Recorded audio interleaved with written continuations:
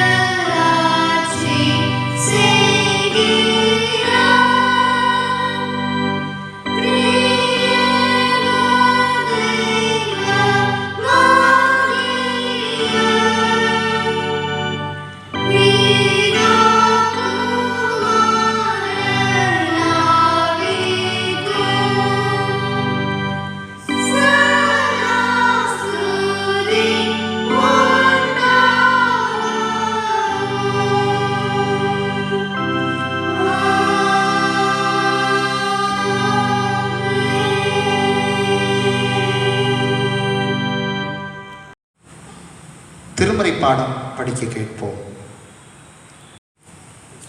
வாசிக்கும்படியாக தெரிந்து கொள்ளப்பட்ட வேத பகுதி தானியேலின் புஸ்தகம் 6ஆம் அதிகாரம் 11ஆம் வசனம் தொடங்கி 23 வசனங்கள் அடங்கிய தேவனுடைய வார்த்தையை கேட்போம். தானியேல் 6ஆம் அதிகாரம் 11ஆம் வசனம் தொடங்கி.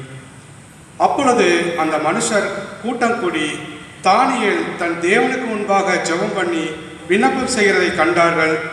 பின்பு அவர்கள் ராஜாவுக்கு முன்பாக வந்து ராஜாவின் தியாகியை குறித்து எந்த மனுஷனாகிலும் 30 நாள் வரையில் ராஜாவுக்கு உண்மை தவிர எந்த தேவனையாகிலும் மனுஷனையாகிலும் நோக்கி யாதொரு காரியத்தை குறித்து விண்ணப்பம் பண்ணினால் அவன் சிங்கங்களின் கெபியிலே போடப்பட வேண்டும் என்று நீர் கட்டளை பத்திரத்தில் கையெழுத்து வைத்தீர் அல்லவா என்றார்கள். அதற்கு ராஜா, அந்த காரியம் மேதியருக்கும் பெர்சியருக்கும் இருக்கிறதே, மாறாத பிரமாணத்தின்படி உறுதியாக்கப்பட்டதே என்றான். அப்பொழுது அவர்கள் ராஜாவை நோக்கி, சிறைப்பிடிக்கப்பட்ட யூதேய தேசத்தின் புத்திரரில் தானியேல் என்பவன் உம்மையும் நீர் கையெழுத்து வைத்து கொடுத்த கட்டளையையும் மதியாமல் தினம் 3 வேளையும் தான் பண்ணும் விண்ணப்பத்தை பண்ணுகிறான் என்றார்கள்.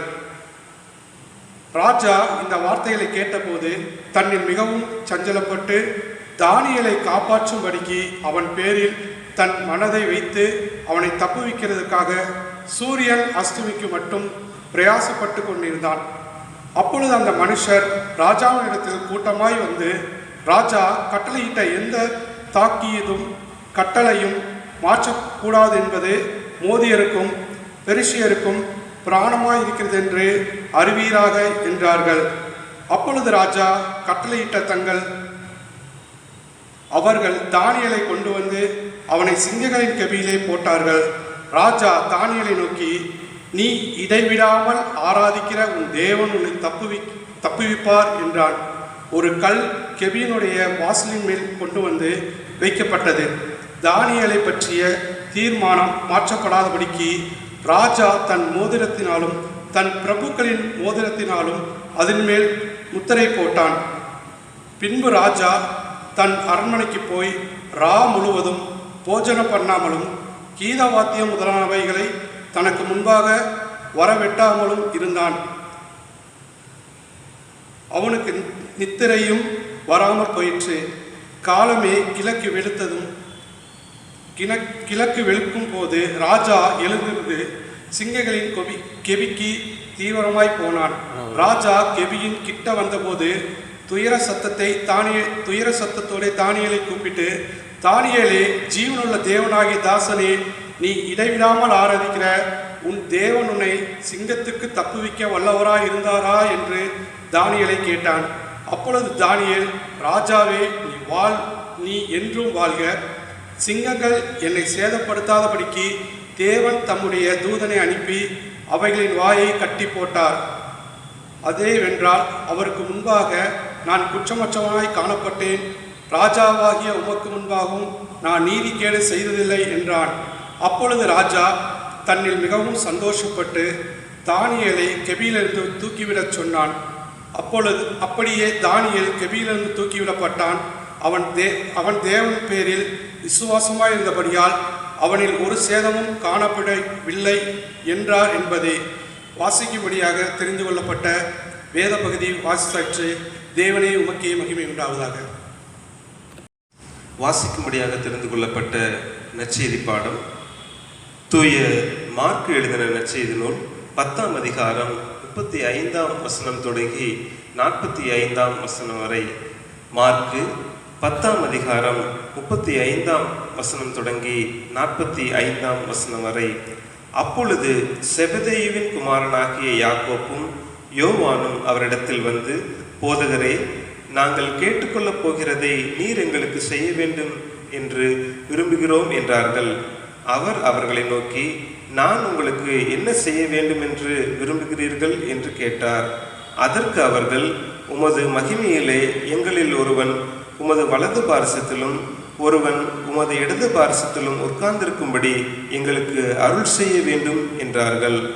இயேசு அவர்களை நோக்கி, நீங்கள் கேட்டுக்கொள்கிறது இன்னது என்று உங்களுக்கே தெரியவில்லை. நான் குடிக்கும் பாத்திரத்தில் நீங்கள் குடிக்கவும் நான் பெரும் ஸ்தானத்தை நீங்கள் பெறவும் உங்களால் கூடுமா என்றார். அதற்கு அவர்கள் கூடும் என்றார்கள்.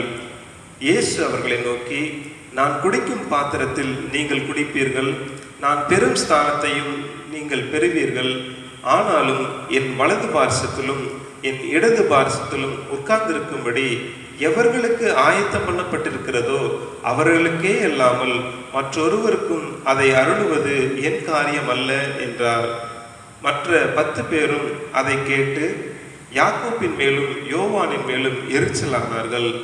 அப்பொழுது இயேசு அவர்களை கிட்ட வர செய்து, புறச்சாதியாருக்கு அதிகாரிகளாக எண்ணப்பட்டவர்கள் அவர்களை இருமாப்பாய் ஆளுகிறார்கள் என்றும் அவர்களில் பெரியவர்கள் அவர்கள் மேல் கடினமாய் அதிகாரம் செலுத்துகிறார்கள் என்றும் நீங்கள் அறிந்திருக்கிறீர்கள். உங்களுக்குள்ளே அப்படி இருக்கலாகாது. உங்களில் எவனாகிலும் பெரியவனாய் இருக்க விரும்பினால் அவன் உங்களுக்கு பணிவிடைக்காரனாய் இருக்க கடவன்.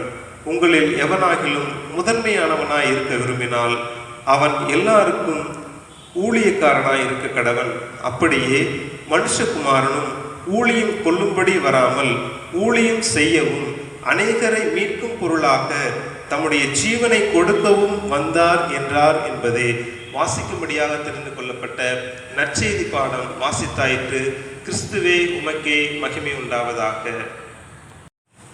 பூமியின் குடிகளே, நீங்கள் எல்லாம் கர்த்தரை கம்பீரமாய் பாடுங்கள், ஆனந்த சத்தத்தோடே அவர் சன்னதி முன்பாக வாருங்கள் என்று சங்கீதக்காரன் கொடுத்த அழைப்பின் பேரில் நம்முடைய பாடகர் குழுவினர் திரு ஜான் ஜெபராஜ் அண்ணன் அவருடைய தலைமையில் இந்த நாளிலே துதி வழிபாட்டை நமக்காக நடத்துவார்கள்.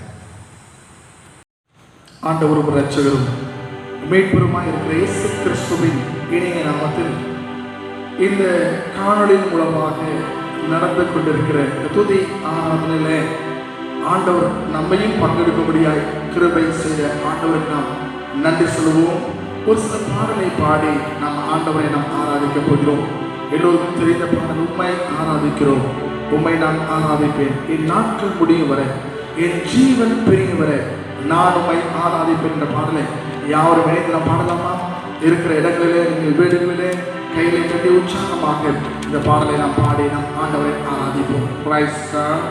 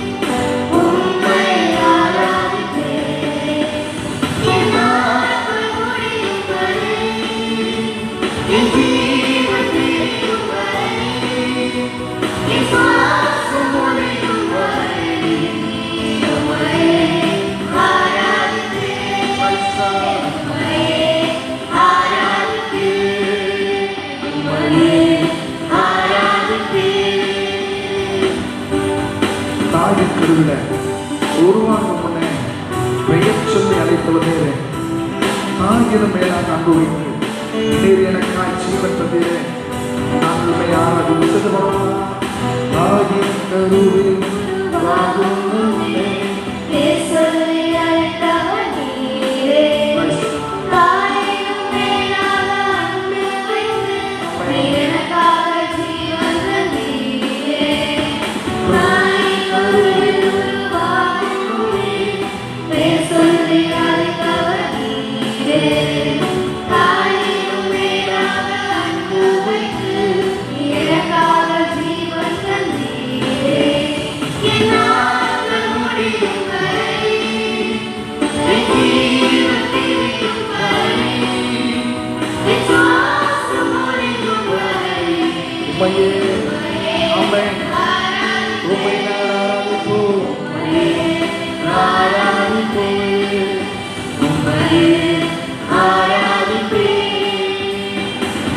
எத்தனை முறை எழுதினாலும் அத்தனை நீங்க மன்னிச்சீங்களப்பா. நன்மையும் கிருபையும் தொடர செய்து என்னை மீண்டும் நடக்க நடக்க வைக்கீங்களா ஐயா, உமக்கு நன்றி சொல்லி பாடலாமா? எத்தனை முறை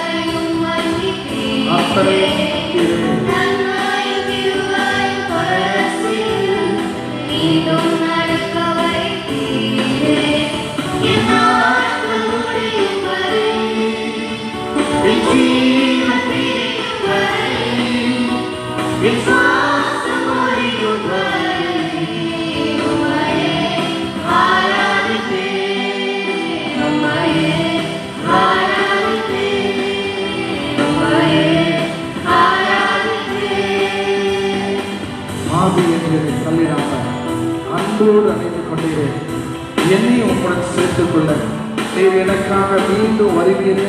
சேர்ந்து படலாமா?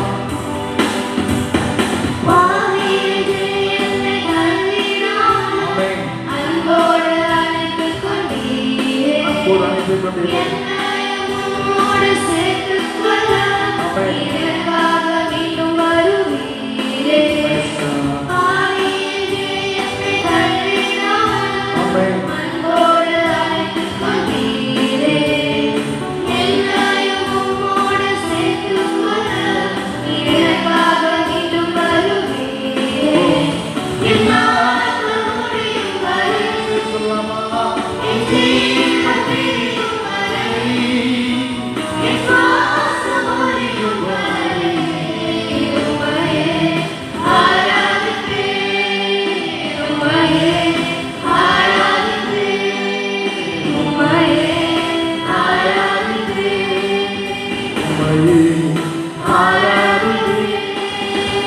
கவியமான செல்லாம் பாடுகிறோம். என் நாட்கள் முடியும் வர, என் ஜீவன் பிரியும் வர, என் சுவாசம் ஒழியும் வர உண்மையே நான் ஆராதிப்பேன். யார் யாரும் ஆண்டவரே நான் உண்மை மாற்றி நான் ஆராதிப்பேன் ஆண்டவரே சொல்லி இந்த பாடலை பாடலாமா?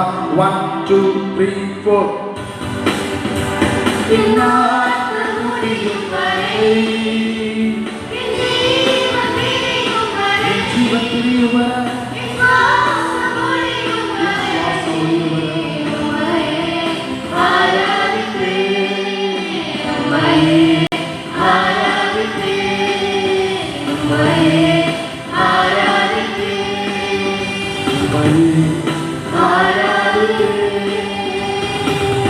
வேதம் சொல்லுகிறது, என்னை பிரஸ்தாபப்படுத்துகிற எந்த ஸ்தானத்திலும் நான் உன்னிடத்தில் வந்து உன்னை ஆசீர்வதிப்பேன் என்று நம்முடைய ஆண்டவர் சொல்கிறார். ஆமென், ஹல்லேலூயா. இதனால் இன்னொரு பாடலை பாடி நம் ஆண்டவரை நாம் ஆராதிக்க போகிறோம். தலை சாய்க்கும் கல்லீரையா, மூளைகள் நீரையா, ஏன் பெற்றேன் இது வானத்தின் வாசல், ஏசையா ஆசீர்வாதத்தின் வாசல் என்று தெரிந்த பாடல் சேர்ந்த பாடுவோமா?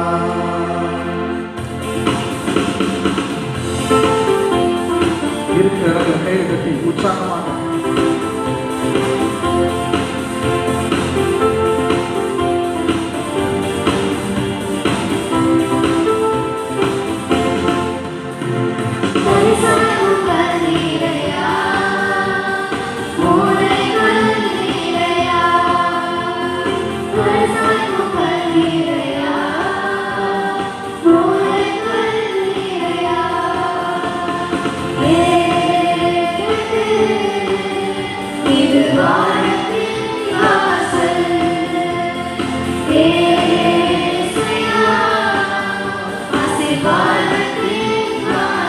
சொல்லலாமா? ஏன் பற்றி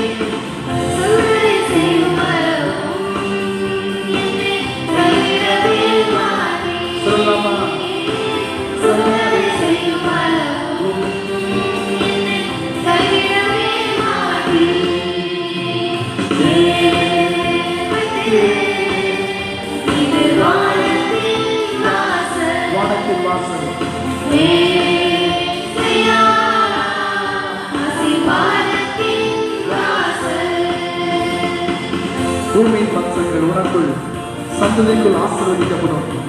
ஆசீர்வாத வாய்ப்பாளாக என்னை மாற்றினீரே, உமக்கு நன்றி. அதை சொல்லுவோமா?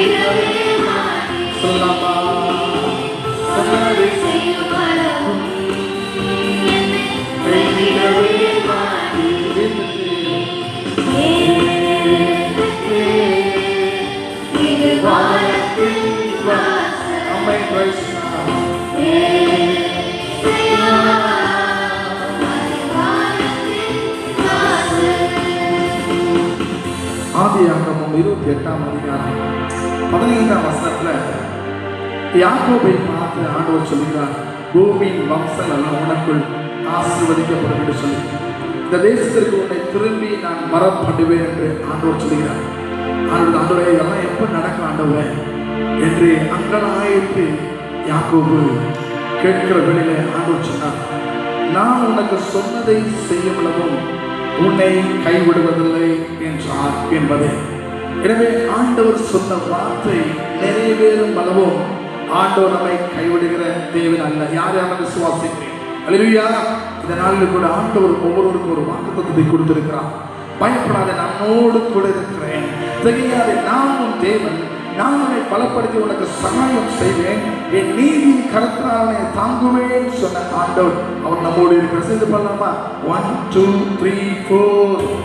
பூமியின் வம்சம் உள்ளக்குள்ள சந்ததிகள் ஆசீர்வதிக்கப்படும். நீங்கள் ஆசீர்வாதமாய் வாழ்க்கையாய் இருப்பார். சொல்லலாமா?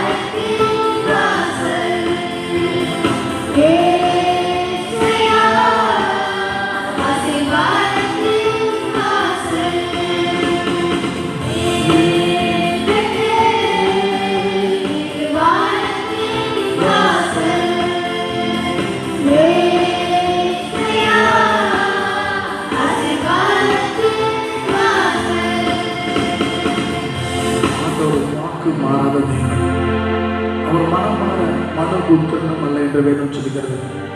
எனவே இந்த நாளில் கூட ஆண்டவருடைய வாக்கு தத்தத்தின் பிள்ளைகளாக ஆண்டவரை வைத்திருக்கிறாரே, அவர் நல்லவர். நாங்கள் கூட ஆண்டவரே இந்த கனமான ஊழியத்தை நீர் எங்களை நம்பி நீங்க கொடுத்திருக்கீங்களே.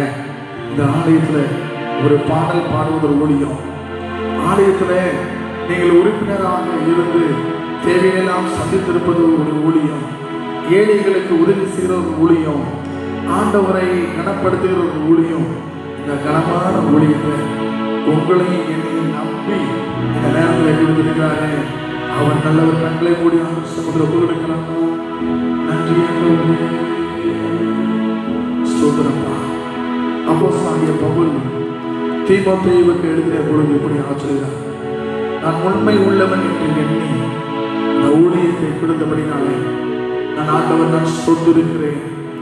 சொல்லாமல் வாங்கலை தருது. ஆண்டவரே, நாங்கள் உண்மை உள்ளவன் என்று எண்ணி நம்பி இந்த ஊழியத்தை கொடுத்துருக்கீங்கப்பா. ஆண்டவரே, என் ஜீவன் உள்ள வர உங்களுடைய வருகை வர இந்த ஊழியத்தை நான் செய்து முடிக்க என்னை பலப்படுத்துங்க ஆண்டவரே என்று சொல்லி ஆண்டவருடைய பலனை கேட்கலாமா? நன்றி ஆண்டவரே.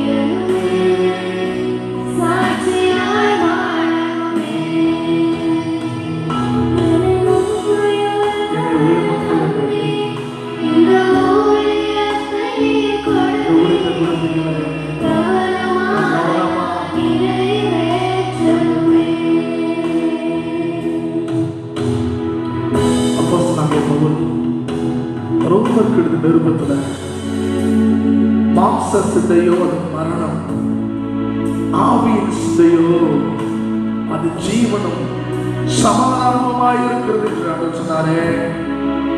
ஒருவேளை இதுவரை மாம்ச சிந்தையின்படி நாம் நடந்திருப்போம் சொன்னா, ஆண்டவரே இந்த இடத்துல ஆவியின் சிந்தையை புதுப்பித்தருளுவீராக. ஆண்டவரே, இந்த ஜீவனையும் சமாதானத்தையும் நான் பெற்று மற்றவர்களுக்கு ஆண்டவரே இந்த ஜீவன் தண்ணீரை கொடுக்கிற ஒரு மகனாக நீர் வைப்பீராக. வேதம் சொல்கிறது, பரிசுத்த ஆவி உடனே வரும்பொழுது நீங்கள் பலனடைந்து எருசலேமிலும் யோர்தானியா முழுவதிலும் சமாரியாவிலும் இந்த பூமியின் கடைசி மட்டும் எனக்கு சாட்சிகளாக இருக்குன்னு சொல்லி ஆண்டவரே, நாங்கள் சாட்சிகளாக வாழ நீங்க பலப்படுத்துங்க ஆண்டவரே. ஒருவேளை கடந்த நாட்கள் நம்மோடு இருந்தவங்க இப்ப இல்லை. கடந்த நாள்ல நான் நல்லவன் என்பதற்காக எனக்கு அவர் ஜீவனை கொடுக்கவில்லை. அவர் நல்லவர், அவர் நல்லவர். நான் நல்லவன் என்பதற்காக இல்லை, அவர் நல்லவராகவே இருப்பதினாலே எனக்கு ஜீவனை கொடுத்திருக்கிறார். ஐயா, எதற்கு தெரியுமா? அவருடைய சாட்சிகளாய் இந்த பூமியின் கடைசி மட்டுமாய் நீங்கள் நான் வாழும்படியாய் ஆண்டவர் விரும்புகிறார். ஒப்பு கொடுக்கலாம். நன்றி ஆண்டவரே. தள்ளப்பட்ட கல்லாக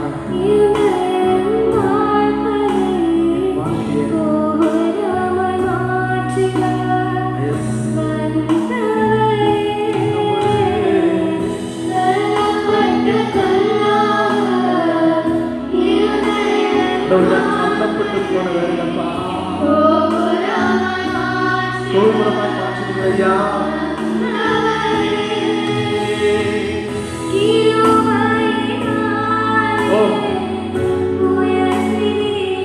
கிருபையினால உயர்த்துகிறப்பா.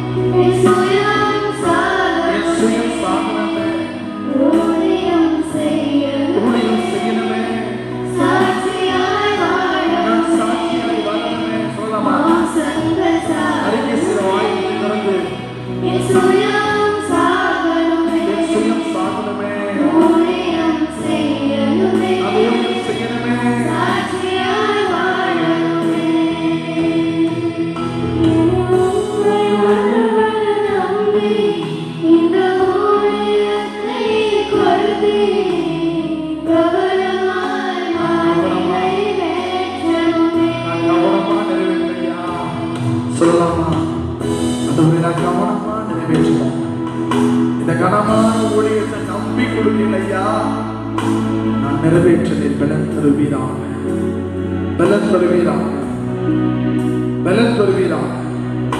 ஆண்டவரே, இங்க பாடுகிற பிள்ளைகளை பலப்படுத்துவதற்காக எனக்கு நன்றி. எங்களோடு இந்த ஆராதனையில் பங்கெடுத்துக் கொண்டு ஆண்டவரே உம்மை உயர்த்தி பாடிக்கொண்டிருக்கிற ஒவ்வொரு அடியாரையும் பலப்படுத்துவீராக.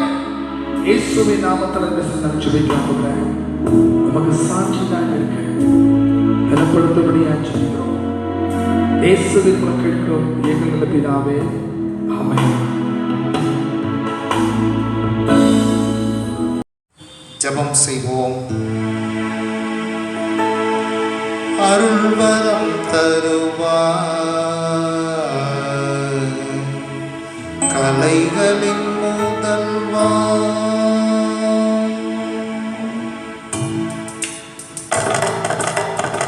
அருள்வரம் தருவாய், கலைகளின் முதல்வா,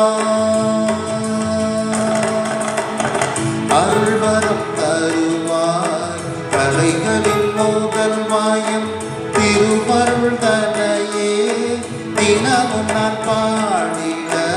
அருள்வரம் தருவாய், கலைகளின் முதல்வா, பாடும் வரங்களும் பேசும் வரங்களும், பாடும் வரங்களும் பேசும் வரங்களும், பரிசுத்த ஆவியும் ஞான வரங்களும், பாடும் வரங்களும் பேசும் வரங்களும், பாடும் வரங்களும் பேசும் வரங்களும், பரிசுத்த ஆவியும் ஞான வரங்களும், நாடும் அன்பர் எமக்கு, நாடும் அன்பர் எமக்கு நல்வரங்கள் ஈந்து, நாடும் அன்பர் எமக்கு நல்வரங்கள் ஈந்து, நானும் உன்னை வாழ வாழ வழி அருள்வாய், அருள்வரம் தருவாய், கலைகளின் முதல்வாயம் திருவருள் தனையே தினமும் நான் பாடிட. அருள்வரம் தருவாய், கலைகளின் முதல்வா. அருள் நிறைந்த நல்ல ஆண்டவரே, தூய ஆவியானவரே, எங்களை வழி நடத்துகிறவரே, பரிசுத்த தேற்றரவாளனே, உம்மை துதிக்கிறோம், உம்மை ஸ்தோத்தரிக்கிறோம். இந்த தியான பொழுதிற்காக நம்முடைய திருசமூகத்தில் வருகிறோம் ஆண்டவரே. நம்முடைய சத்திய வார்த்தைகளை நாங்கள் தியானிக்க இருக்கிறோம்.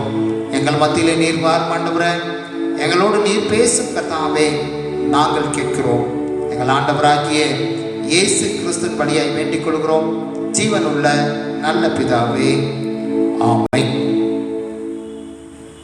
கிறிஸ்துவுக்குள் அன்பானவர்களே, ஆண்டவராகிய கிறிஸ்து இயேசுவின் திருப்பெயராலே உங்கள் யாவரையும் வாழ்த்துகிறேன், உங்கள் யாவரையும் வரவேற்கிறேன். மீண்டுமாக ஒரு புதிய வாரத்திலே, இந்த வாரத்தின் முதலாம் நாளிலே உங்களை இந்த காணொளி வழியாக பார்க்கும்படியான கிருபைகளை ஆண்டவர் நமக்கு தந்தார். ஆண்டவருக்கு நாம் நன்றி சொல்லுவோம்.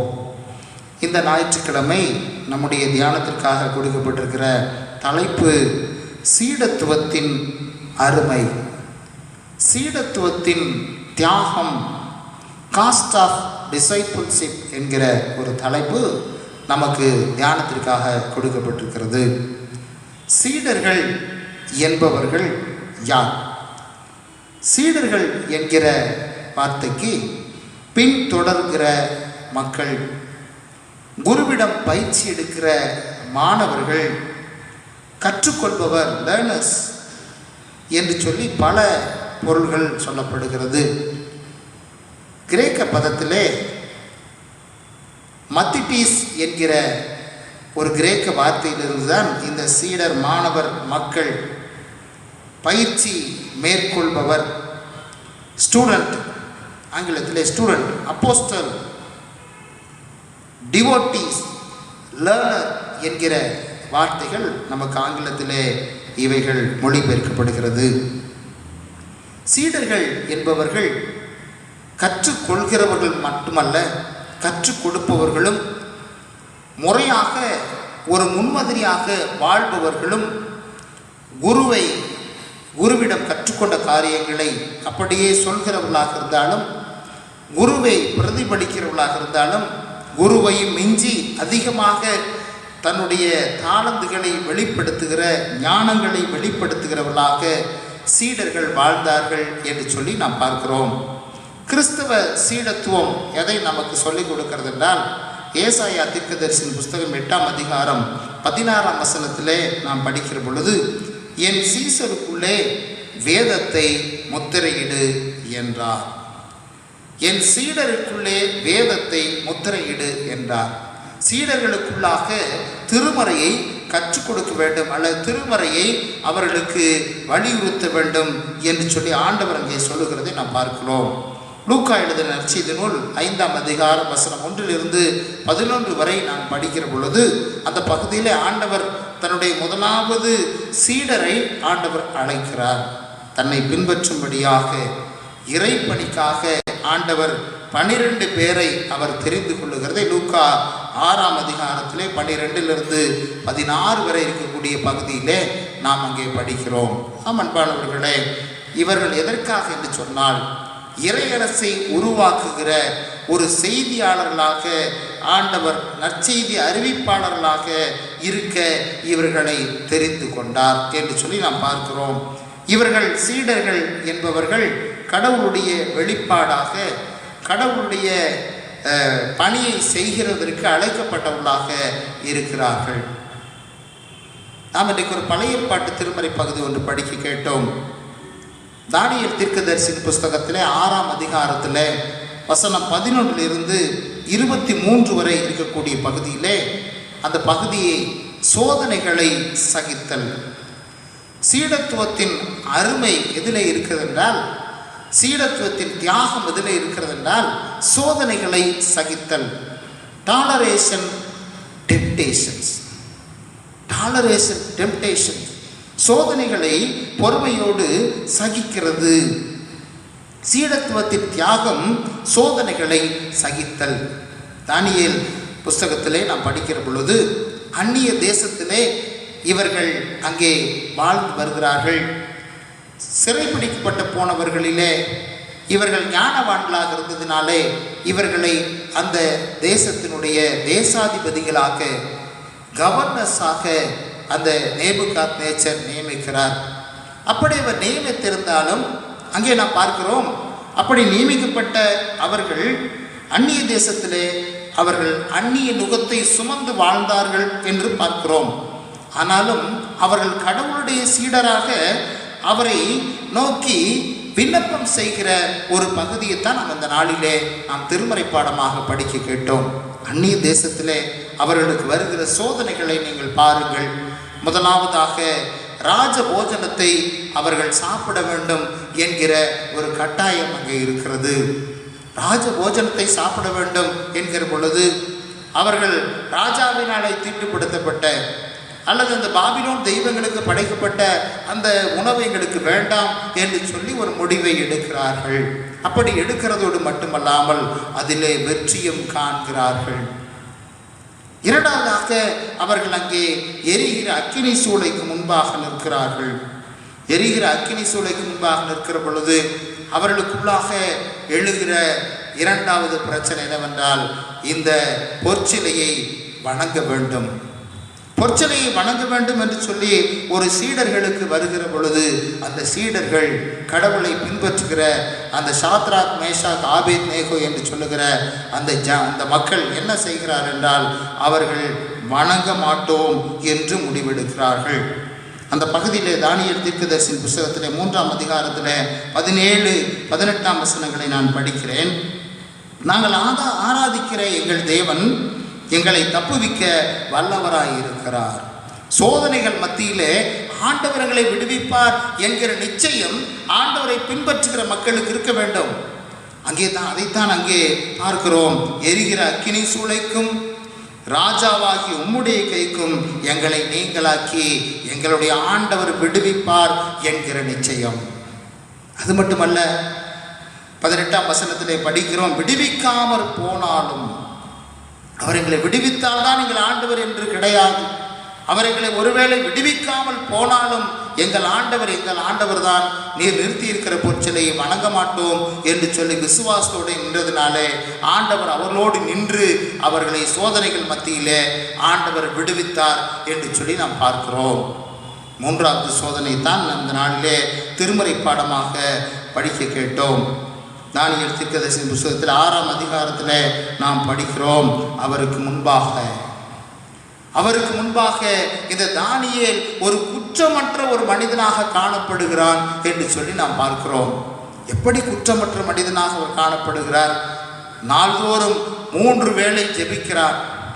3 வேளை ஜெபிப்பது குற்றம் என்று சொல்லி அங்கே ராஜாவை தவிர வேறு யாரையும் வணங்கக்கூடாது என்கிற ஒரு சூழ்நிலையிலே தானியேல் தன்னுடைய தெய்வத்தை நோக்கி, இஸ்ரவேலின் தேவனாகிய ஆண்டவரை நோக்கி 3 தரம் ஜெபித்ததினாலே அங்கே ஒரு பிரச்சனை வருகிறது. அவரை தூக்கி சிங்கக்கவிகளுக்குள்ளாக போடுகிறார்கள். ராஜா மனஸ்தாபப்படுகிறான். அடுத்த நாள் காலையில் நாம் பார்க்கிறோம், அங்கே தானியேலை சிங்கங்கள் சேதப்படுத்தவில்லை என்று சொல்லி நாம் பார்க்கிறோம். இங்கே தானியேல் ஆண்டவர் மீது வைத்திருக்கிற விசுவாசத்தினாலே சோதனைகள் எல்லாவற்றையும் சகித்த ஒரு மனிதனாக அந்த தானியேல் இருக்கிறார் என்று சொல்லி நாம் பார்க்கிறோம். அது மட்டுமல்ல, அங்கே அவர் சொல்லுகிறார், நான் ஆண்டவருக்கு முன்பாக தானியேல் 6ஆம் அதிகாரத்தில் 22ஆம் வசனத்தில் நாம் படிக்கிறோம். பிற்பகுதியில் சிங்கங்கள் என்னை சேதப்படுத்தாதபடி தேவன் தம்முடைய தூதரை அனுப்பி அவைகளின் வாயை கட்டி போட்டார். அன்பானவர்களை, விசுவாசத்தோடு சீடத்துவம் என்பது விசுவாசத்தோடே சோதனைகளை சகிக்கிற ஒரு போங்கு. மத்தேயு எழுதின சுவிசேஷம் 4ஆம் அதிகாரத்தில் 19ஆம் வசனத்தில் நாம் படிக்கிற பொழுது அங்கே ஆண்டவர் தன்னுடைய அந்த சீடர்களை பார்த்து சொல்லுகிறார், என் பின்னே நீங்கள் வாருங்கள், உங்களை மனுஷரை பிடிக்கிறவர்களாக நான் மாற்றுவேன் என்று சொல்லி ஆண்டவர் சொல்லுகிறார். மார்க் 8ஆம் அதிகாரத்தில் 31லிருந்து 38ஆம் வசனம் வரை இருக்கக்கூடிய பகுதியில் நான் பார்க்கிற பொழுது ஆண்டவராகிய இயேசு கிறிஸ்து தன்னுடைய பாடுகளை, தன்னுடைய மரணத்தை, தன்னுடைய உயிர்த்தெழுதலை அவர் தன்னுடைய சீடர்களுக்கு சொல்லுகிறார். நான் மனுஷகுமாரன் பாடுபட வேண்டும். தன்னுடைய பாடுகளை குறித்து சொல்லுகிற பொழுது அந்த சீடர்கள் பயந்து போகிறார்கள். இது தேவையில்லை உமக்கு என்று சொல்லுகிறார்கள். பேதுரு சொல்லுகிறான், ஆண்டவரே அப்படியெல்லாம் சொல்ல வேண்டாம் என்று சொல்லி அவன் சொல்லுகிறதை நாம் பார்க்கிறோம். அன்பானவர்களே, அந்த சீடர்கள் சோதனைகளை சகித்துக் கொள்வதற்கு அவர்கள் ஆயத்தமாக இருக்கவில்லை. எனவே தான் இயேசுடைய சிலுவை பாடின் போது அவர்களெல்லாம் ஓடி போனார்கள் என்று சொல்லி பார்க்கிறோம். காட்டி கொடுத்தார்கள், மறுதளித்தார்கள், விட்டு ஓடி போனார்கள் என்று சொல்லி நாம் பார்க்கிறோம். ஆனால் இயேசு கிறிஸ்து மறுபடியும் வருகிற பொழுது, மீண்டுமாக உயிர்த்தெழுந்து வருகிற பொழுது அவர்களுடைய விசுவாசம் பன்மடங்காக மாறி போகிறது. எப்படிப்பட்ட சோதனைகளையும் சகிப்பதற்கு அவர்கள் ஆயத்தமாகி விடுகிறார்கள். கிபி 249லிருந்து 260 வரை அந்த பாலஸ்தீனா தேசத்திலே துன்புறுத்தலின் காலம். அப்படிப்பட்ட துன்புறுத்தலின் காலத்திலே அநேக கிறிஸ்தவர்கள் கொல்லப்பட்டார்கள். அநேகர் அங்கே இரத்த சாட்சியை மரித்தார்கள். இயேசுடைய சீடர்கள் எல்லாம் தங்களுடைய விசுவாசத்தை காத்துக்கொண்டு சோதனைகளை பொறுமையோடு சகித்து அநேகர் கொல்லப்பட்டார்கள். அன்பானவர்களே, சோதனைகளை சகித்த சீடத்துவம், சோதனைகளை சகித்ததினாலே அவர்கள் இயேசுவை பின்பற்றுகிற உண்மையான மனிதர்களாக தங்களை முன் நிறுத்தினார்கள். உண்மையான சீடர்களாக அவர்கள் வாழ்ந்தார்கள் என்று சொல்லி நாம் பார்க்கிறோம். இரண்டாவதாக நாம் ஒரு நற்செய்தி பகுதி ஒன்று படிக்க கேட்டோம். மார்க்கு எழுதின நற்செய்தி நூல் 10ஆம் அதிகாரம் வசனம் 35லிருந்து 45 வரை இருக்கக்கூடிய பகுதியில் வெறுத்து விடுதல், சீடத்துவத்தினுடைய அருமை, சீடத்துவத்தின் தியாகம் எதுவென்று சொன்னால் வெறுத்து விடுதல். வெறுத்து விடுதல் என்றால் செல்ஃப் டினைல். வெறுத்தல் என்றால் எல்லாவற்றையும் வெறுத்து விட்டு சன்னியாசியாய் எங்கேயோ போய் வாழ்வது அல்ல. வெறுத்து விடுதல் என்றால் இந்த உலகம் எதையெல்லாம் நேசிக்கிறதோ, இந்த உலகம் எதையெல்லாம் மேன்மை என்று சொல்லுகிறதோ, இந்த உலகம் எதையெல்லாம் லாபம் என்று சொல்லுகிறதோ. அப்போஸ்தலனாகிய பவுல் சொன்னாரே, கிறிஸ்துவுக்காக லாபமான யாவற்றையும் நான் நஷ்டம் என்று எண்ணி விட்டுவிட்டேன், அவைகளை குப்பையுமாக எண்ணுகிறேன் என்று சொன்னார். அதே விதமாக இங்கே இந்த உலகம் லாபம் என்று சொல்லுகிறவைகளை வெறுக்க வேண்டும். இந்த உலகம் லாபம் என்று சொல்லுகிறவர்களை நாம் வெறுக்க வேண்டும். ஒரு பகுதியை கூட நாம் வாசிக்கலாம். மத்தேயு எழுதின நற்செய்தி நூலிலே 16ஆம் அதிகாரத்தில் 24ஆம் வசனத்தை நான் படிக்கிறேன். அப்பொழுது இயேசு தம்முடைய சீடர்களை நோக்கி, ஒருவன் என்னை பின்பற்றி வர விரும்பினால் அவன் தன்னைத்தான் வெறுத்து. If any want to become my followers, those who want follow me. யாரெல்லாம் என்னை பின்பற்ற விரும்புகிறீர்களோ, யாரெல்லாம் என்னை பின்பற்றி வர விரும்புகிறீர்களோ, நீங்கள் உங்களுடைய சிலுவையை எடுத்துக்கொண்டு நீங்கள் என்னை பின்பற்ற வேண்டும். இதைத்தான் ஆண்டவராக இயேசு கிறிஸ்து சொல்கிறார். ஆனால் நான் வாசி கேட்ட இந்த பகுதியிலே மார்க் 10:35 45 வரை இருக்கக்கூடிய இந்த பகுதியில் அங்கே செபதேவின் குமாரர்கள், இயேசுடைய சீடர்களாக இருந்த செபதேவின் குமாரர்கள், அண்ணன் தம்பி இருவர், யாக்கோபு யோவான் என்கிற இருவர் இயேசுவிடத்திலே ஒரு வேண்டுகோளை வைக்கிறார்கள். என்ன வேண்டுகோள் என்று சொன்னால், உம்முடைய மகிமையிலே உம்முடைய வலதுபுறம் இடதுபுறம் நாங்கள் ஒருவராக அமர வேண்டும் என்று சொல்லி ஒரு மிகப்பெரிய வேண்டுகோளை இயேசுவிடத்திலே வைக்கிறார்கள்.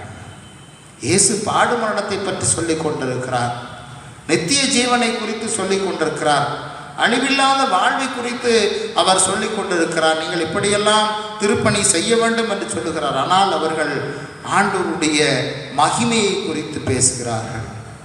இயேசுடைய பாடுகளிலே பங்கேற்க அவர்கள் தங்களை ஆயத்தப்படுத்தவில்லை. யுவர் க்ளோரி, உம்முடைய மகிமையிலே நாங்கள் வலது புறத்தில் ஒருவனும் இடது பரிசத்தில் ஒருவனும் அமர்ந்திருக்கிற பாக்கியத்தை எங்களுக்கு தர வேண்டும் என்று கேட்கிறார்கள். கிறிஸ்துவுக்கு அன்பானவர்களே, அவருடைய அந்த கேள்வியானது, அவருடைய வேண்டுகோளானது ஆண்டவராக இயேசு கிறிஸ்துவுக்கு ஒரு வித்தியாசமான ஒன்றாக காணப்படுகிறது. அங்கே இருக்கிற சீடர்கள் எல்லாருக்கும் அது ஒரு வித்தியாசமான ஒன்றாக இருக்கிறது. ஏன் என்று சொன்னால், அந்த சீடர்களுக்கு ஏன் இவர்கள் இப்படி கேட்கிறார்கள் என்று சொல்லி எண்ணியிருக்கலாம். ஆனால் இயேசு கிறிஸ்துவுக்கு எப்படி இருக்கிறது என்றால், அவருடைய அந்த ஆசை, அவருடைய எண்ணங்கள், பதவியிலே முன்னே வர வேண்டும் என்கிற எண்ணம் அவர்களுக்குள்ளாக இருக்கிறதை நாம் இங்கே பார்க்கிறோம். கிறிஸ்துவுக்குள் அன்பானவர்களே, ஆண்டவர் இங்கே சொல்கிறார் 10ஆம் அதிகாரத்தில் 44ஆம் வசனத்தில் நான் வாசிக்கிறேன். உங்களில் எவனாகிலும் முதன்மனாய் இருக்க விரும்பினால் அவன் எல்லாருக்கும் ஊழியக்காரனாய் இருக்க கடவன். கிறிஸ்தவ திருப்பணி என்று சொல்கிறது பதவியை அடிப்படையாய் வைத்து நாம் செயல்படுகிறது இல்லை. பதவி இருந்தால் நான் பணி செய்வேன், பதவி இல்லை என்று சொன்னால் நான் இருக்க மாட்டேன் என்று சொல்கிறது கிறிஸ்தவ சீடத்துவம் அல்ல, பதவியை மையப்படுத்துகிற ஊழியம் அல்ல. கிறிஸ்துவுக்குள் அன்பானவர்களே, பதவி என்பது நம்முடைய வாழ்விலே திருப்பணி செய்வதற்காக கொடுக்கப்படுகிற ஒரு அங்கீகாரம் தான் பதவி. அந்த அங்கீகாரத்தோடு தான் ஆண்டவருடைய ஊழியத்தை செய்ய வேண்டும் என்கிற ஒரு கட்டாயம் இல்லை. அங்கீகாரம் இல்லாமலும் கூட நாம் ஊழியத்தை செய்யலாம். நமக்கு கூட திருச்சபைகளிலே பல்வேறு விதமான பொறுப்புகளை ஆண்டவர் கொடுக்கிறார். அப்படி பல்வேறு விதமான பொறுப்புகளை கொடுக்கிற பொழுது அந்த பொறுப்புகள் மத்தியில் அந்த பொறுப்புகளின் மேன்மையை நினைத்து நான் பெருமைப்படாதபடி அந்த பொறுப்புகளிலே நான் எப்படி கிறிஸ்துவுக்குள்ளாக உண்மையாய் கடவுளுடைய மகிமையை வெளிப்படுத்துகிறோம் என்பதுதான் இங்கே முக்கியம். அந்த பொறுப்புகளை வெறுத்து பொறுப்புகளின் வழியாய் வருகிற அந்த சௌகரியங்களை நான் அனுபவிக்காதபடி பொறுப்புகளிலே உண்மையாய் நிலைத்திருத்தலையே ஒரு மிகச்சிறந்த சீடனுக்குரிய தியாகமாக இந்த பகுதியில் ஆண்டவர் சொல்லுகிறதை பார்க்கிறோம். ஆண்டவராக இயேசு கிறிஸ்துவை ஐஸ்வர்யவானான ஒரு வாலிபன் சந்திக்கிறான். அவன் இயேசுவை பின்பற்ற விரும்புகிறான். அவன் ஆண்டவருடைய கட்டளைகள் எல்லாம் ஒழுங்காக சிறு வயது முதல் கொண்டு கடைபிடித்த ஒரு நல்ல மனிதன். அவனை ஆண்டவர் பார்க்கிற பொழுது அவனிடத்தில் சொல்லுகிறார், உனக்கு இருக்கிற எல்லாவற்றையும் விற்று நீ தரித்திரருக்கு கொடு என்று சொல்லுகிற பொழுது அவன் இயேசுவை பின்பற்ற விரும்பாமல் அவன் துக்கமுகமாய் கடந்து போகிறான். தன்னுடைய ஆஸ்திகளை வெறுக்க இயலாத மனிதனுக்கு ஆண்டவராகிய இயேசுவிடத்திலே இடம் இல்லை என்பதற்கு அந்த செல்வந்தன் துக்கத்தோடு போன ஒரு சம்பவம் தான் நமக்கு சாட்சியாக இருக்கிறது. ஆம் அன்பானவர்களே, இந்த உலகத்தில் ஆண்டவருடைய மகிமை, ஆண்டவருடைய செழுமை, ஆண்டவருடைய ஆசீர்வாதம் இவைகளை மட்டுமல்ல, இந்த உலகத்தின் தேவைகளை, இந்த உலகத்தின் ஆஸ்திகளை, அந்தஸ்துகளை, இந்த உலகம் மேன்மை என்று எதை சொல்லுகிறதோ அதையெல்லாம் வெறுக்க நாம் கற்றுக்கொள்ள வேண்டும். ஆண்டவராகிய இயேசு கிறிஸ்துவை நோக்கி பேதுரு கேட்கிறான், ஆண்டவரே, மத்தேயு 19ஆம் அதிகாரம் 27ஆம் வசனத்தில் நாம் படிக்கிற பொழுது பேதுரு கேட்கிறான், ஆண்டவரே, எல்லாவற்றையும் விட்டுவிட்டு நாங்கள் உம்மை பின்பற்றினோமே என்று சொல்லி கேட்கிறான். எல்லாவற்றையும் விட்டுவிட்டு நாங்கள் உம்மை பின்பற்றினோமே, எங்களுக்கு என்ன கிடைக்கும் என்கிற ஒரு எதிர்பார்ப்போடு பேதுரு கேட்கிறான். ஆண்டவர் சொல்கிறார், இம்மையிலே எவைகளெல்லாம் நீங்கள் இழந்து போனீர்களோ, இம்மையிலே எவைகளெல்லாம் இழந்து போனீர்களோ நீங்கள் மறுமையிலே பெற்றுக்கொள்வீர்கள். அன்பானவர்களே, கிறிஸ்தவ சீடத்துவம் என்பது பதவிகளை அனுபவிப்பதற்காக அல்ல, வசதிகளை அனுபவிப்பதற்காக அல்ல. கிறிஸ்தவ சீடத்துவம் என்பது தன்னைத்தான் வெறுத்து கிறிஸ்துவின் சிலுவையை சுமந்து அங்கே அவரை பின்பற்றி செல்வதுதான். சுயத்தை வெறுக்கிற காரியத்தை தான் ஆண்டவர் விரும்புகிறார். இடுக்கமான வாசல் வழியே நாம் நுழைய ஆயத்தப்பட்ட பிள்ளைகளாக இருப்பதுதான் கிறிஸ்தவ சீடத்துவமாக இருக்கிறது. இங்கே நாம் பார்க்கிறோம், இயேசுடைய சீடர்களிலே அநேகர் இயேசுடைய போதனையை கேட்டு பின்மாறி போகிறார்கள். யோவான் 6ஆம் அதிகாரத்தில் 66லிருந்து 68 வரை இருக்கக்கூடிய வசனத்திலே நாம் படிக்கிற பொழுது ஆண்டவராகிய இயேசு கிறிஸ்துவின் சீடர்களை பார்த்து சொல்லுகிறார், நீங்களும் போய்விட மனதாய் இருக்கிறீர்களா?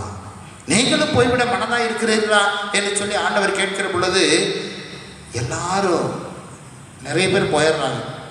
இந்த 12 சீடர்கள் இருக்கிறாங்க, அவங்கள பார்த்து ஆண்டவர் கேட்கிறார். அப்பொழுது பேதுரு சொல்கிறான், யாரிடம் செல்வம் நிறைவா? வாழ்வு தரும் வார்த்தைகள் உம்மிடத்தில் தானே உண்டு என்பதை அந்த உண்மையான சீடத்துவம் அங்கே அறிந்து கொண்டிருந்தனாலே இயேசுவை விடாமல் பற்றி கொண்டார்கள். சுயத்தை வெறுத்தல் என்பது சுய உரிமைகளையும் சலுகைகளையும் கோராமல் அவரின் விருப்பத்திற்கு கீழ்ப்படிவதாகும். ஆண்டவருடைய விருப்பத்துக்கு கீழ்ப்படிந்து வாழ வெறுத்திருத்தல் நல்லது. மூன்றாவதாக நிலைத்திருத்தல். சீடத்துவத்தின் அருமை என்பது நிலைத்திருத்தல், பெர்சிஸ்டன்ஸ். எதிலே நாம் நிலைத்திருக்க வேண்டும்? 2 கொரிந்தியர் 6ஆம் அதிகாரத்தில் 1லிருந்து 10 வசனங்களை நாம் படிக்க கேட்டோம். யோவான் 15ஆம் அதிகாரம் 7ஆம் வசனத்தில் ஆண்டவர் இப்படியாக சொல்கிறார், நீங்கள் என்னிலும் என் வார்த்தைகள் உங்களிலும் நிலைத்திருந்தால். நிலைத்திருத்தலை குறித்து ஆண்டவர் இங்கே சொல்லுகிற பொழுது நாம் ஆண்டவரிலே நிலைத்திருக்க வேண்டும். நாம் ஆண்டவரிலே நிலைத்திருக்க வேண்டும். நாம் அவருடைய வார்த்தைகளிலே நிலைத்திருக்கிற பொழுது நம்மை ஆண்டவர் அதிகமாய் ஆசீர்வதிக்கிறார் என்று சொல்லி நாம் அங்கே பார்க்கிறோம். நாம் ஆண்டவருடைய கட்டளைகளிலே நிலைத்திருக்க நாம் அழைக்கப்படுகிறோம். விதைக்கிறவன் விதைக்கிறான், பல நெல் மணிகள் பல இடங்களிலே விழுகிறது. கற்பாறையின் மேலே ஒரு சில விதைகள் விழுகிறது. கற்பாறையிலே விதைக்கப்பட்ட விதைகள் அடியிலே வேர் இல்லாததினாலே அது சீக்கிரமாய் செழிப்பாய் வளர்கிறது. வேர் இல்லாதனாலே அது சீக்கிரம் கருகி போகிறது என்று சொல்லி பார்க்கிறோம். சீடத்துவம் என்பது ஆரம்பத்திலே ஆண்டவரை ஏற்றுக்கொண்டு சந்தோஷமாய் அவரை பின்பற்றி வாழ்வோம். சோதனைகள், துன்பங்கள், வேதனைகள் வருகிற பொழுது அவைகளிலே நிலை பெற முடியாமல் கவலையோடு கண்ணீரோடு மீண்டுமாக மடித்து போகிற ஒரு வாழ்வு, பின்மாறி போகிற ஒரு நிலை. அப்படி எதனால் என்று சொன்னால் அவருடைய வார்த்தையை சார்ந்து வாழாததினாலே உபத்திரமும் துன்பமும் வருகிற பொழுது பின்மாறி போன சீடத்துவத்தை நாம் அங்கே பார்க்கிறோம். ஆமன்பானவர்களை 2 கொரிந்தியர் 6ஆம் அதிகாரத்தில் 3ஆம் வசனத்தில் நாம் படிக்கிறோம். எப்படியாக இந்த ஊழியம் குற்றம் சாட்டப்படாதபடிக்கு நாங்கள் யாதொன்றிலும் இடரல் உண்டாக்காமல் எவ்விதத்திலும் எங்களை தேவ ஊழியக்காரராக விளங்க பண்ணுகிறோம். We are the witness of Jesus Christ. நம் ஆண்டவருடைய முன்மாதிரிகளாக, நம் ஆண்டவருடைய சாட்சிகளாக அநேக ஜனங்களுக்கு முன்பாக நாம் எழுப்பி நிற்பதுதான் உண்மையான சீடத்துவம். எப்படி வேண்டுமானாலும் வாழலாம் என்பதல்ல, இப்படித்தான் வாழ வேண்டும். அந்த வார்த்தைகளிலே நிலைத்திருந்து வாழ ஆண்டவர் ஒரு சீடத்துவத்தை நமக்கு கற்றுக் கொடுக்கிறார். அதே பகுதியில் நாம் பார்க்கிற பொழுது 4ஆம் வசனத்திலிருந்து 8ஆம் வசனம் வரை இருக்கக்கூடிய அந்த பகுதியில் அப்போஸ்தலனாகிய பவுல் மிக தெளிவாக சொல்லுகிறான், எதிலெல்லாம் நாம் தரித்திருக்க வேண்டும், மிகுந்த பொறுமையிலும் உபத்திரவத்திலும் நெருக்கங்களிலும் இடுக்கண்களிலும் என்று சொல்லி மேன்மையிலும் தாழ்மையிலும் நாம் தரித்திரராய் வாழ்வதற்கு அநேகரை ஐஸ்வர்யவான்களாக ஆக்கும்படியாக கிறிஸ்துவின் வசனத்தில் நிலைத்திருந்து உண்மையான சீடர்களாக வாழ ஆண்டவர் ஒரு அழைப்பை கொடுக்கிறதை நாம் அங்கே பார்க்கிறோம். அன்பானவர்களே, மார்க் 10ஆம் அதிகாரம் 45ஆம் வசனத்தில் ஆண்டவராக இயேசு கிறிஸ்து சொல்லுகிற பொழுது, ஊழியம் கொள்ளும்படி வராமல், மனுஷகுமாரன் ஊழியம் கொள்ளும்படி வராமல் ஊழியம் செய்யவும் அநேகரை மீட்கும் பொருளாக தம்மையே தரவும் வந்தார் என்று சொல்லி நாம் அங்கே பார்க்கிறோம். அர்ப்பணித்து வாழ்தல் சீடத்துவம் என்பது அர்ப்பணித்து வாழ்தல், அடிமையாய் வாழ்தல், சுயத்தை வெறுத்தல், பிறனுக்கானவைகளை நோக்குதல், தனக்கானவைகளை மறந்து போகுதல், இதுதான் சீடத்துவம். இயேசு கிறிஸ்துவுடைய நல்ல சீடர்களாக இந்த நாளிலே ஆண்டவர் நம்மை அழைத்திருக்கிறார். எப்படிப்பட்ட சீடர்களாக நாம் மாறப்போகிறோம்? கிறிஸ்துவத்தில் ஆண்டவருடைய சீடர்களாக அவரை பின்பற்றி வருகிற நாம் எல்லாரும் ஒரு சீடர்கள் தான். இங்கே சீடர்கள் என்று சொன்னால் போதனை செய்கிறவர்கள் என்ற பொருள் அல்ல. இங்கே கிறிஸ்துவை யாரெல்லாம் பின்பற்றுகிறார்களோ, யாரெல்லாம் அவரிடத்திலே கற்றுக்கொள்கிறார்களோ, யாரெல்லாம் அவரை சார்ந்து நிற்கிறார்களோ அவரெல்லாம் இயேசுவுடைய சீடர்களாக இருக்கிறார்கள். இந்த சீடத்துவத்தினுடைய அருமை எப்படி இருக்கிறது என்றால், இயேசுவுடைய சீடர்களாக நாம் மாற வேண்டும். பழைய பாடல் ஒன்று இருக்கிறது, இயேசு கிறிஸ்துவின் நல் சீடராகுவோம், விசுவாசத்தில் முன் நடப்போம் என்கிற ஒரு அழகான பாடல் இருக்கிறது. அந்த பாடலை நாம் இணைந்து நாம் பாடலாம்.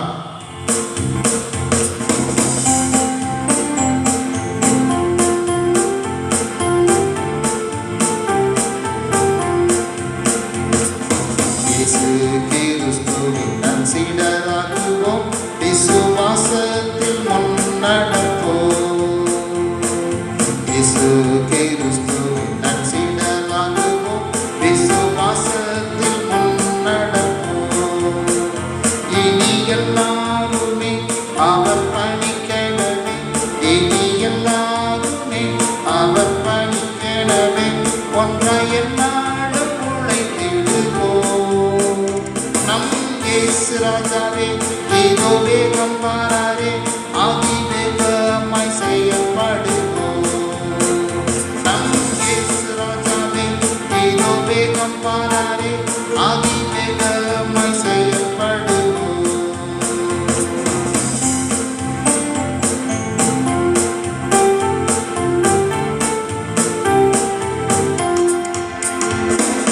மனிதரிடம் வாசம் காட்டுவோம், இயேசு மந்தைக்குள் அழைத்திடுவோம்.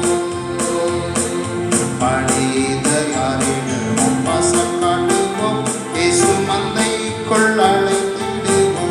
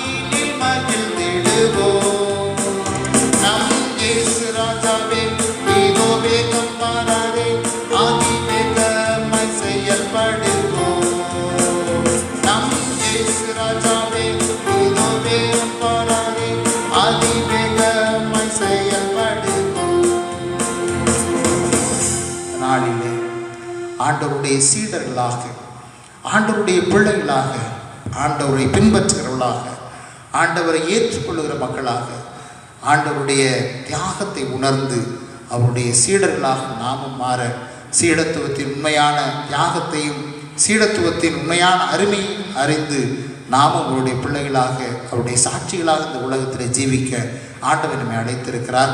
ஆண்டவர் தாமே இந்த திருவார்த்தைகளை ஆசீர்வதிப்பாராக. ஆமென். ஜெபம் செய்வோம். எங்களை அதிகமாய் நேசிக்கிற அன்பு நிறைந்த நல்ல ஆண்டவரை, மீண்டுமாக இந்த நேரத்திற்காக நமக்கு நன்றி சொல்லுகிறோம். ஆண்டவரை, நம்மை புகழ்ந்து பாடி மகிமைப்படுத்துவது எத்தனை மகிமை நிறைந்த காரியம். ஆண்டவரை, சேனைகளின் கர்த்தராகிய ஆண்டவரே, நீர் பரிசுத்தர் பரிசுத்தர் பரிசுத்தர் என்று சொல்லி உம்மை துதிப்பது எத்தனை ஆண்டவரே மிகப்பெரிய சாக்கியம். ஆண்டவரே, அப்படிப்பட்ட நல்ல சாக்கியத்தை நீர் எங்களுக்கு தந்தீர ஸ்தோத்திரம். ஆண்டவரே, இந்த தேசம் முழுவதுமாக கார் இருள் சூழ்ந்ததை போல ஆண்டவரே, தேசத்தின் மக்கள் எல்லாம் புலம்பி தவிக்கிற அந்த நேரத்தில் உம்முடைய பிள்ளைகளாக ஒரு சிலராக இந்த வழிபாட்டை கேட்கும்படியான கிருபைகளை நீர் எங்களுக்கு தந்தீர். அதற்காக ஸ்தோத்திரம் ஆண்டவரே. இப்பொழுதும் ஆண்டவரே, எங்களுடைய திருச்சபைக்காக நாங்கள் வேண்டிக் கொள்கிறோம். ஆண்டவரே, எங்களுடைய திருச்சபை மக்களை ஆண்டவரே நீர் பேர்வராய் ஆசீர்வதிக்க வேண்டுமா ஜெபிக்கிறோம். தேவையில் இருக்கிற ஜனங்களுடைய தேவைகளை ஆண்டவரே நீர் சந்திக்க வேண்டுமா ஜெபிக்கிறோம். ஆண்டவரே, குறிப்பாக இந்த ஊரடங்கு காலகட்டத்தில் வேலை வாய்ப்பு இல்லாமல் இல்லத்திலே தனித்திருக்கிற குடும்பங்களுக்காக வேண்டுகிறோம். ஆண்டவரே, அன்றாடம் வேலைக்கு சென்று அதன் வழியாய் தன்னுடைய குடும்பத்தை நடத்துகிற குடும்பத்தின் மக்களுக்காக வேண்டுகிறோம். ஆண்டவரே, அவர்களுக்கு நல்ல உணவும் ஆண்டவரே நல்ல உடையும் கிடைக்க ஆண்டவர் அருள் செய்ய வேண்டுமா ஜெபிக்கிறோம். அதற்காக அநேக உதவும் கரங்களை நீர் எழுப்பி தர வேண்டுமா ஜெபிக்கிறோம். ஆண்டவரே, இப்பொழுதும் ஆண்டவரே, இந்த நோய் தொற்று குறைந்து வருகிற இந்த காலகட்டத்தில் கர்த்தர் தாமே பரிபூர்ணமாய் ஒரு விடுதலைக்கு நேராக நீர் வழி நடத்த வேண்டுமா ஜெபிக்கிறோம். சங்கார தூதனுடைய நிழல் எங்களுடைய இந்த உலகத்தை விட்டு கடந்து போக நீர் கிருபை தாரும். ஆண்டவரே, இஸ்ரவேல் ஜனங்களுடைய நிலை வாசல்களில் தெளிக்கப்பட்ட இரத்தத்தின் வழியாய் விடுதலையை கொடுத்த ஆண்டவரே, அப்படிப்பட்ட விடுதலை வாழ்வை எங்களுடைய திருச்சபைக்கு, இந்த தேசத்திற்கு, இந்த உலகத்திற்கே நீர் கொடுக்க வேண்டுமாய் ஜெபிக்கிறோம். ஆண்டவரே, இப்பொழுதும் ஆண்டவரே, இந்த கொரோனா இரண்டாம் அலை பரவி வருகிற காலகட்டத்திலே அதற்காக எங்களுடைய திருச்சபையின் மக்களிடத்தில் நாங்கள் கேட்ட பொழுது தங்களுடைய கரங்களை விரிவாய் திறந்த ஆண்டவரே, அவள் கொடுத்த நன்கொடைகளுக்காக ஸ்தோத்திரம். நன்கொடைகளை கொடுத்த ஒவ்வொரு கரங்களையும் ஆண்டவரே நீர் ஆசீர்வதிக்க வேண்டுமா ஜெபிக்கிறோம். ஆண்டவரே, உம்முடைய பிள்ளைகளுடைய குறைச்சலை எல்லாம் ஆண்டவரே நீ நிறைவாக்கி நீர் வழிநடத்த வேண்டுமா ஜெபிக்கிறோம். நீங்கள் ஒன்றுக்கும் கவலைப்படாமல் எல்லாவற்றையும் குறித்த விண்ணப்பங்களை ஸ்தோத்திரத்தோடைய கூடிய ஜெபத்தினாலே ஆண்டவருக்கு தெரியப்படுத்துங்கள் என்று பவுல் சொன்ன விதமாக இந்த வேளையிலே நாங்களும் கூட ஆண்டவரே நம்முடைய திருமுன்னாக எங்களுடைய ஸ்தோத்திரங்களை ஏறெடுக்கிறோம். ஆண்டவரே, ஆம் கர்த்தாவே, குறைச்சலில் இருக்க ஜனங்களுக்கு உதவி செய்த கரங்களை நீர் வலுப்படுத்த வேண்டுமாய் ஜெபிக்கிறோம். ஆண்டவரே, நாள்தோறும் எங்களுடைய திருச்சபை வழியாக செய்யப்பட்டு வருகிற பசித்தோருக்கு உணவு திட்டத்திற்காக ஸ்தோத்திரம். ஆண்டவரே, இந்த உணவு திட்டத்தை தொடங்கும்படியாய் எங்களுக்கு தரிசனத்தை கொடுத்த எங்களுடைய பேராயருக்காக ஸ்தோத்திரம். ஆண்டவரே, ஆம் ஆண்டவரே, அதன் வழியாய் நாள்தோறும் சந்திக்கப்படுகிற ஜனங்களுக்காக ஸ்தோத்திரம்.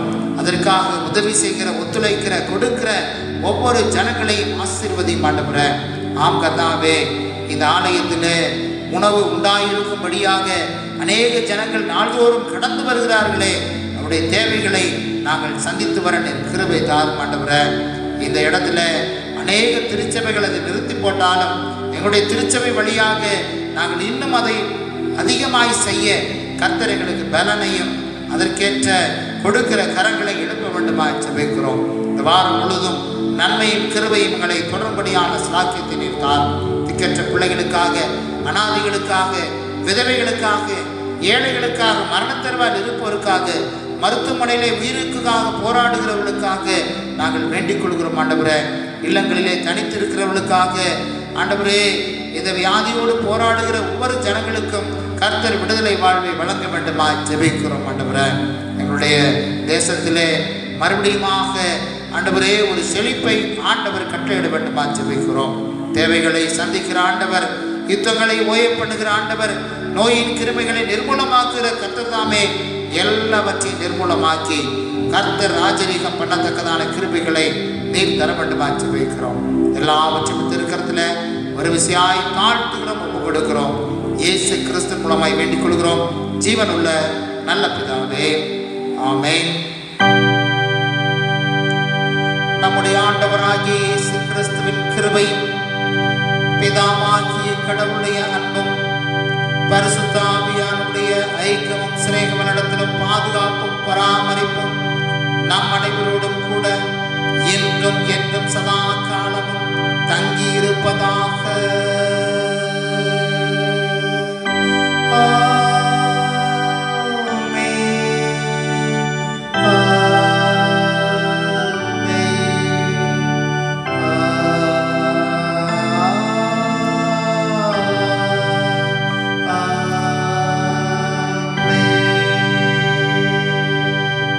சேர்ந்து சொல்லுவோம். என் ஆத்துமாவே கர்த்தரை ஸ்தோத்திரி, என் முழுவதும் பரிசுத்த நாமத்தை ஸ்தோத்திரி. என் ஆத்துமாவே கர்த்தரை ஸ்தோத்திரி, கர்த்தர் செய்த சகல உபகாரங்களையும் மறவாதே. ஆமென். கர்த்தர் உங்களோடு இருப்பாராக, அவர் உமது ஆவியோடு இருப்பாராக. நாம் சமாதானத்தோடே சென்று வருவோம் கர்த்தருடைய நாமத்தினாலே. ஆமென்.